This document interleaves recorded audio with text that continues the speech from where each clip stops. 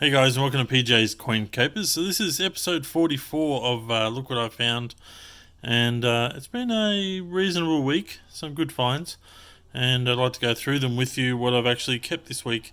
There are a few other coins that I do keep from time to time, but nothing that's really worth showing. But we'll start with the back row as always. So I've kept 3 of the 2018 10-cent coins, so reasonably low mintage, currently number 3 as far as mintage goes, and certainly well worth keeping for the time being, so I'll continue to keep those. Not many come through my area. Not very many of the JC coins turned up this week, but did manage to find 2 of the 2019 JC 10-cent coins, and look, I probably found about 50 of the IRBs. Always tough to find a 1985 10-cent coin, mintage of 2 million, and they always look like this. Very rarely will you ever find any that don't look like this. It's always this sort of cloudy sort of colour, and you don't find many shiny ones. But certainly well worth keeping with a mintage of just 2 million, which is only just a little bit higher than the lowest minted 2011 at 1.8 million. Alright, so I found a 2004 big head 20-cent coin, so I also went and grabbed the small head. And if you're unfamiliar with this variety, the big head is the one that is uncommon. Okay, you'll typically find the 2004 small head in circulation, many millions of them. I did hear something at one stage that there's possibly only about 400,000 of these big heads. I don't know if that's necessarily the case. I'd love to do some reading on that. But the big head is actually in the mint sets. So it's actually difficult to find the small head in the higher grades than it is for the big heads. So the big heads being in the mint sets, you can always find them easily and get them graded. But the small heads are a bit harder. But the big heads are the ones you want to try and find in circulation. Alright, so a couple of the JC 5-cent coins.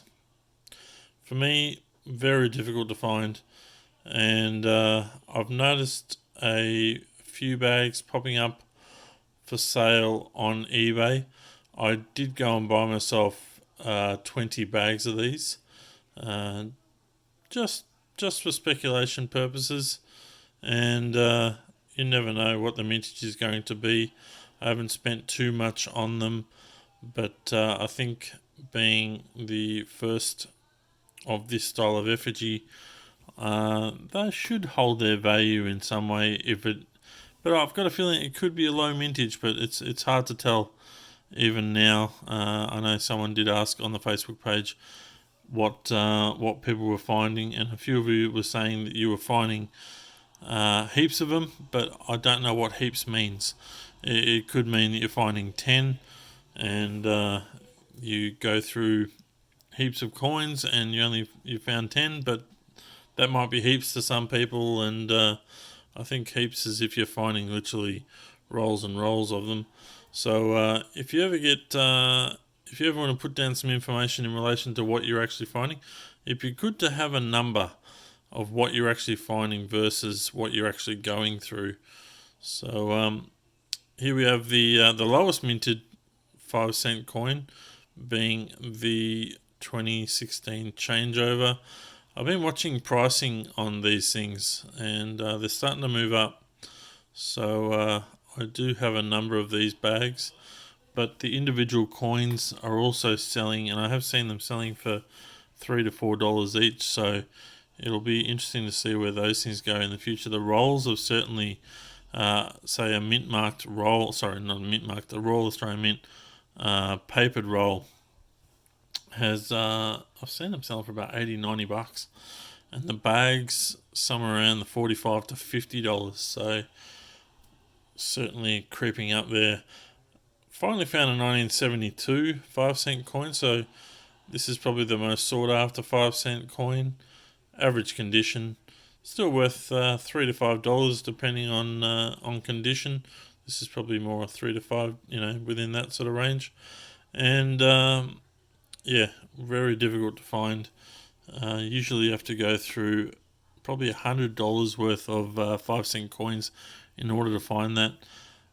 3 of the 2019 JC $2 coins. There we have it there. I found quite a few of the IRBs, so I didn't bother showing you those this week. Just the couple of additional $2 coins, which is the Commonwealth Games $2 coin and a Invictus Games $2 coin. Just a couple of special mentions this week, and that's because they're in higher grade, and that's why I pluck them out of circulation, because they're just so nice. 2005 Dancing Man, so the end of World War II, and in high grade. It's well worth putting into sets, and that's the reason I also kept this 94. The 94s are actually, if you do find them sometimes, they've got like, they're off-center, fairly commonly off-center, and they've got like this double sort of rim around here, and quite often when I come across those, they make your heart jump a little bit, because all of a sudden you think you may have a mule coin, or a 2000 mule, but it turns out to be just a slightly off-center 1994 $1 coin. Certainly one of my finds of the week was the 2016 $1 coin, and this is the changeover version, and certainly the lowest minted $1 coin, with just 560,000 of them. Now, this happens to be the 50th one of these that I've found in circulation, and the prices are really starting to move on these things now. Certainly the 10 coin bags are well over $350 for 10 coins. They're in uncirculated condition, but even these guys in this kind of condition are probably pulling $15 to $20 now. So it's well worth trying to find if you can, but certainly very, very difficult. Certainly I've been through hundreds and hundreds of thousands of dollars just to find the 50 that I've found in circulation. I do have them in the 10 coin bags as well, but just a couple of the 35 years coins, 2019 A and S there. I did find a U, but I chucked it back. It was the worst condition one that I found. Talking about bad condition, this is a Esky coin, also in bad condition, and my feeling is this one's going to go back into circulation, but I will just wait and see what the mintage is before that happens. But it'll be interesting to see what happens there later on in the year. And what did I keep this one for? Yeah, this is a very old coin. So this is the year 200. You can see there it's missing a number. So it's a nice little die fill error. And if you zoom in close, you might be able to see that it was a 2006. But you can certainly see there that the 6 is almost impossible to see. So that's a nice coin there. Nice little error, being a die fill error coin. So that was a good find as well. I was quite happy with that one. So 2006 Mob of Ruse, and not in too bad a condition either. And just something a little bit different, little bit what I thought was interesting. Nothing special about the coins, but they're both 2015, and just look at the way the differences are in the way that they're stamped. They're similar condition, but you can just see there that the one on your right was certainly set at a higher pressure when it was being minted, and it's certainly a deeper, more crisp look about it compared to the other one. It almost looks like a different size, but it's not.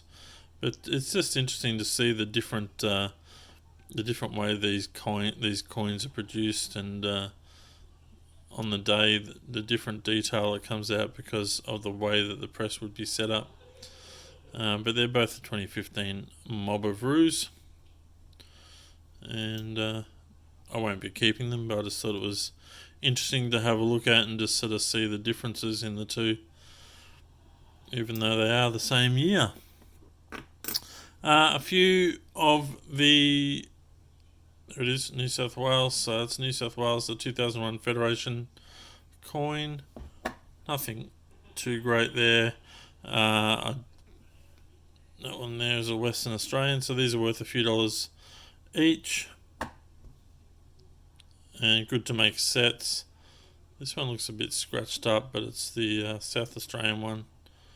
It's certainly got some scratching all over it, which is a bit of a pity. Nice high grade 1981, so the wedding of Prince Charles and Lady Diana. And there it is there. It's a nice high grade 81, so I pulled that out as well. And a couple of nice 1985, a little bit grubby, but mintage of just 1 million, so to find two of those this week was also very good to find. So we've got a couple of those, mintage of just 1 million, and certainly worth more than face value.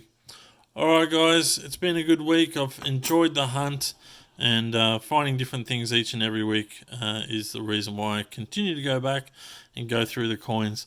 I hope you guys are having some equal success in your noodling, and I hope you guys are staying nice and healthy. Alright guys, thanks for watching. Give this video a thumbs up if you've enjoyed it, and subscribe if you haven't already. Alright guys, thanks for watching. Bye for now.